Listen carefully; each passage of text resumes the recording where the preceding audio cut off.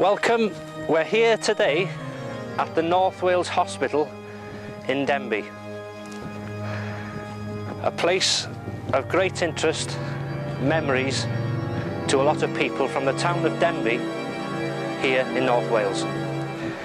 It's a bit cold here today, so we'll do this inside over a nice hot cup of coffee. So when you join us.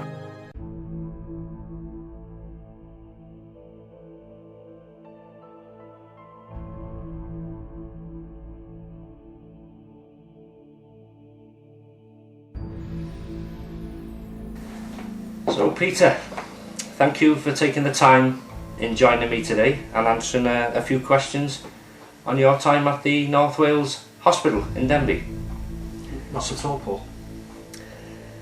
So, when did you first start working in the North Wales Hospital in Denbigh?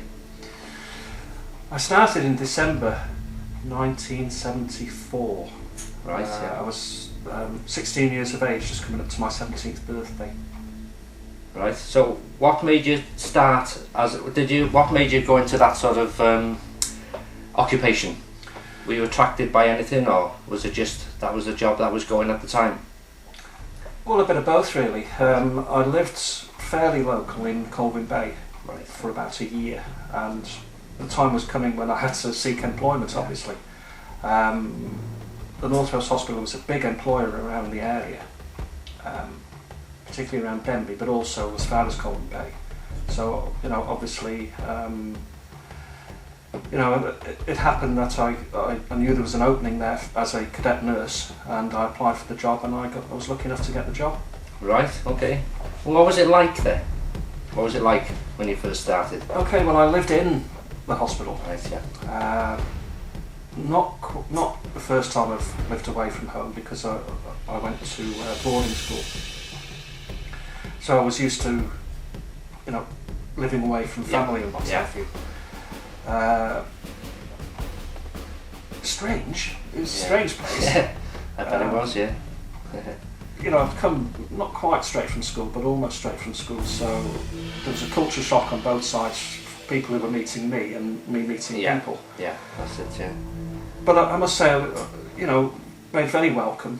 Yeah. Wonderful staff, wonderful people who looked after me, in the nurse's home, and also found some friends which have lasted to this day. Yeah, well, that's nice when it's like that. So, what did your job entail when you started? Okay, well, my first job as a cadet nurse was basically to spend 2 days in the training school to learn the very basics of nursing. 1 day in tech in Colwyn Bay, strangely enough. So we'd get on the tech bus in Lenton Pool at the bottom of town, and all the cadets and all the students from Denbigh in the area would go to Llandrillo. Yeah, I know that place, yeah. Yes, Llandrillo College. And the rest of the week, the other 2 days, were spent on either wards or departments. Now, the department I was sent to was the sports department, which I was a little bit gutted about, because we were given white coats. I never had a chance to wear the white coat. Did you? No.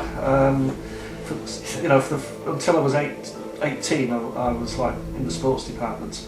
Yeah, it'd be nice that. It was nice. Well, you met all the patients would come through the hall, and you met all sorts. And also had a lot of fun there, sports. I was sporty anyway, so yeah. Yeah, that's good. Happy times. So what was the name of the ward you were working on, and what was the patients, what was wrong with them? Okay, well, my first ward was Bryn Golai ward. Bryn Golai? Yeah, which is, unfortunately, it's no longer there. It was taken down last year. Right. What was it? Well, it was a 1930s villa. I didn't realise that at the time, because I was 17, nobody cares. You didn't care then? No, I didn't care what it was.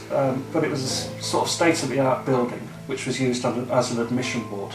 Right. So people who would fall ill, mentally ill for the first time, with whatever illness, would come from a certain area. In this case it was Clwyd, the county of Clwyd in those days, North Clwyd in particular. They would come to Bryn Golai ward and be assessed for 6 weeks, and then a decision would be made as to further treatment. Right, okay. So I was reading up on some article on the North Wales Hospital, and it said they had some of the nicest gardens in any hospital in North Wales. So you would have seen them for real. Well, you know what, it's a good question that. It's a fantastic statement that you make, because one of the things that impressed me most about the hospital, and I was a young lad, you know, things on my mind, but when my father, who brought me through the gates of the hospital for the first time to come for interview, we came through the front entrance, and you know, I've been around the country. I've been to, you know, Buckingham Palace and Windsor and up in Scotland and Scilly and all sorts of places. But when I came through the gates, the main gates, and looked at the tennis courts, the gardens, the bowling green, the flowers, and as we drove around the hospital, it took my breath away. It impressed me even then. Yeah. And I thought, wow, this is a well cared for place. Yeah. And my dad said to me, "You've got a job here for life, son. You get your job here. Yeah. You've got a job for life."